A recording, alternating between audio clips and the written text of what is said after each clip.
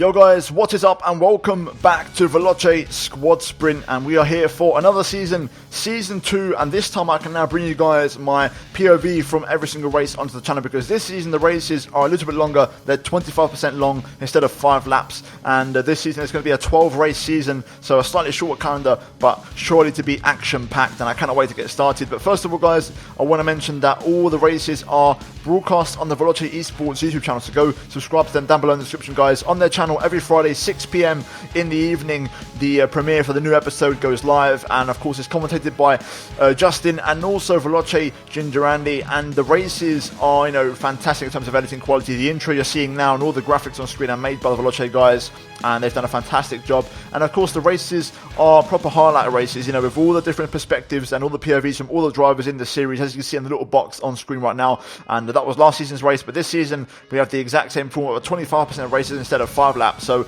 a lot more action is going to be guaranteed for you guys. In terms of the races though, 25% damage is on and track limits are on the regular setting, so not strict, therefore we can take some liberties if necessary and we won't get punished too harshly by the game. But in terms of the grid, we've got a FIFA front row with Vizza and also Niren on the front row. Then we've got Eterno Joe and Hayden Gullis in P4. Then moving down we've got Arav, and then further down we've got Isaac in P6. Then on P7 and P8 we've got Ryan L83 and my teammate Raggy Ben McConnell, as me and him are going to be teammates in the Mercedes. Then we've got Veloce Storm P9, Alex Gillon rounding out the top 10 here today. And then it's myself in 11th with Ben Daly in 12th place. And then further down we have the Esports guys with Veloce James, Veloce Hypers, Jarno Otmir and Danny Berezne bringing up the rear, last season's champion. And the grid is determined by reverse championship order from Season 1. But now let's jump into the first race. Right, so here we are then for the start of the formation lap here for the first race of the season for the Brazilian Grand Prix. And once again guys, before we get underway, I just want to quickly plug, as we try to avoid all this chaos and cars getting reset to the grid,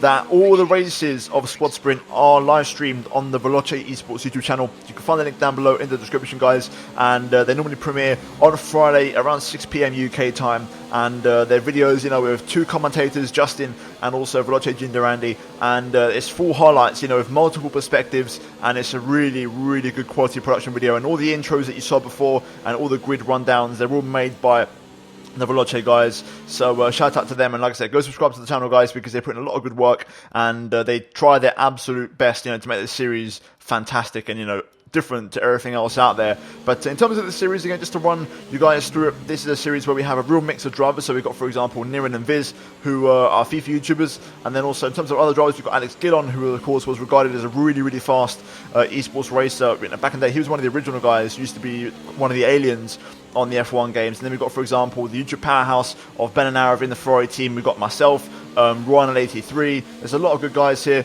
And then also we've got the esports drivers like Jarno Otmir, Tiro Limitless, Veloce Formula Danny, Veloce James, Chembok Bassi, who's not here today, but he will be in the future. There's a real mix, and there's a bit of everything for everybody, including my teammate Raggy, who's going to be starting a couple of places up the road, and we're looking forward to hopefully having a good season, me and him together, as we get ready for the start of the race here at Interlagos. We are going for the medium tyres, so most people starting on the mediums. I believe there's a couple of cars on softs, so a lot of people going for the more conservative strategy as we get ready for the start of the race and pull up on our grid slot here at Interlagos. And here we go then.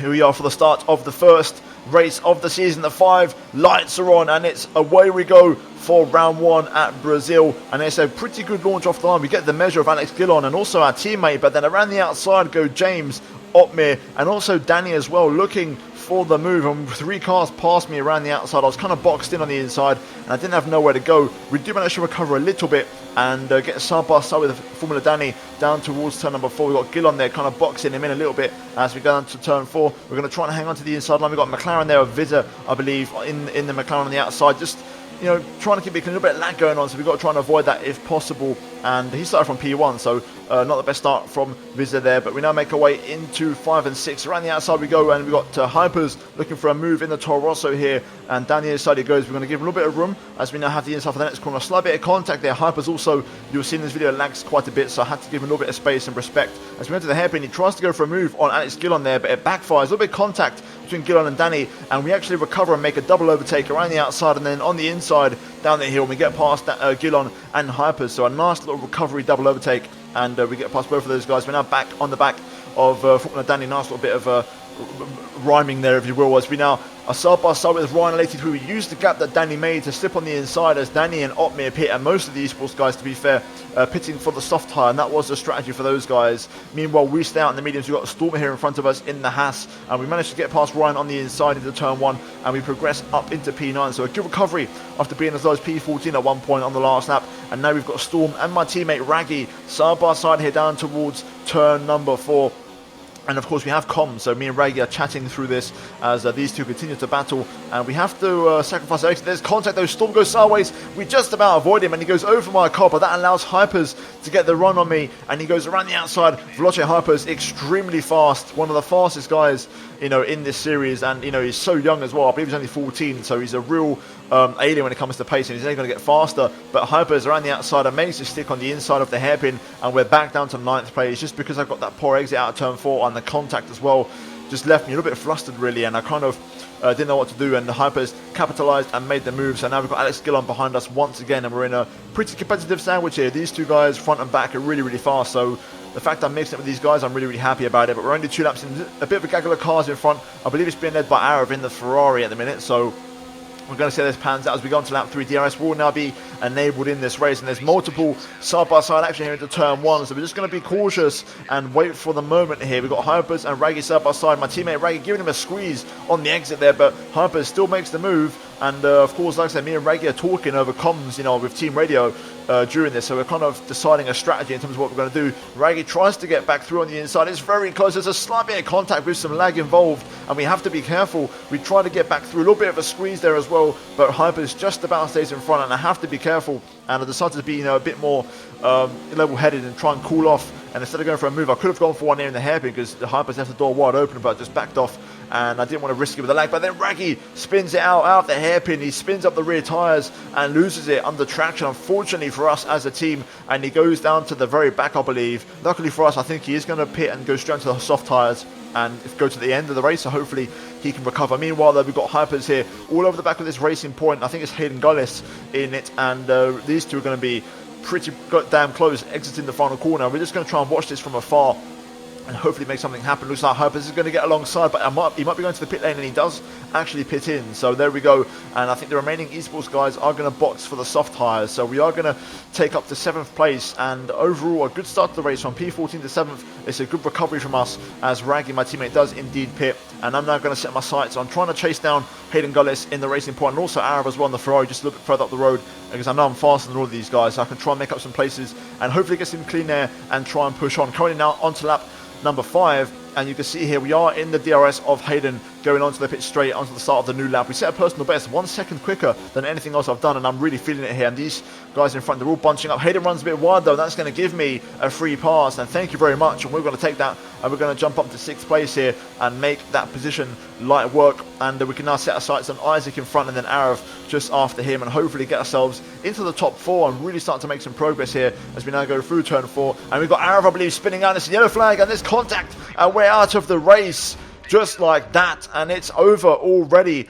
after 5 laps, and not much I could have done there. Just a freak accident. I was hoping for Arav to ghost, and it just never happened, and after that I was pretty much a passenger, and I took Arav to the grave with me. So there wasn't much that could have been done there, unfortunately for us. But in terms of the final results, after the race and after my retirement, Jarno Otmir picked up the win for Renault, and Veloce James got 2nd place. Of course, those guys both passed me around the outside, but then Alex Gillon, who we was in front of before the crash, he got 3rd, and Hypers got 4th. So had we not crashed out and just stuck to the race and done the strategy, we could have had a podium here today, and that was really, really unfortunate because we're not going to get many chances for a podium this season, but we could have had a 3rd place. Hayden Gullis though, P5, you know, after we saw him make that mistake, he recovered to a brilliant 5th place, and also a Turno in the other racing point, P6, and credit to him, and a really, really strong finish from those guys. But then in terms of results as our top 10, of course, we've got retirements, and a lot of people didn't show up today, including Temple Bassi,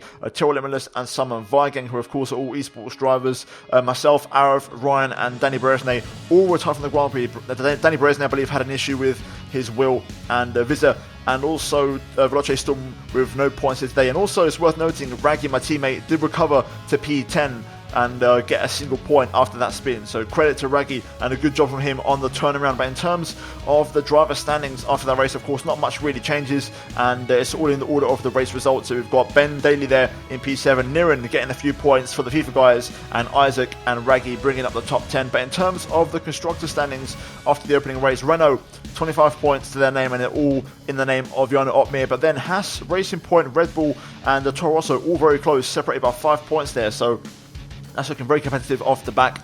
And then we've got Ferrari there with the YouTube powerhouse of Ben, and now of course Arav not retiring from the race here today thanks to the contact with us, and only Ben scoring the points. And then we've got McLaren with the FIFA guys scoring a few points. Credit to them, good performance from them, and getting early points on the board. Williams 8th, and then Mercedes, myself and Raggy only 1 point due to my retirement and Raggy's spin. And then Alfa Romeo bringing out the top 10 and pretty much ending the constructor standings. And of course they're on 0 points, but those drivers are Danny Beresne and Thierry Limitless, so they won't be on 0 points for much longer. So we may well be on the bottom if we don't pick up points in the next race. In the next race, it's going to be USA, and I'm not racing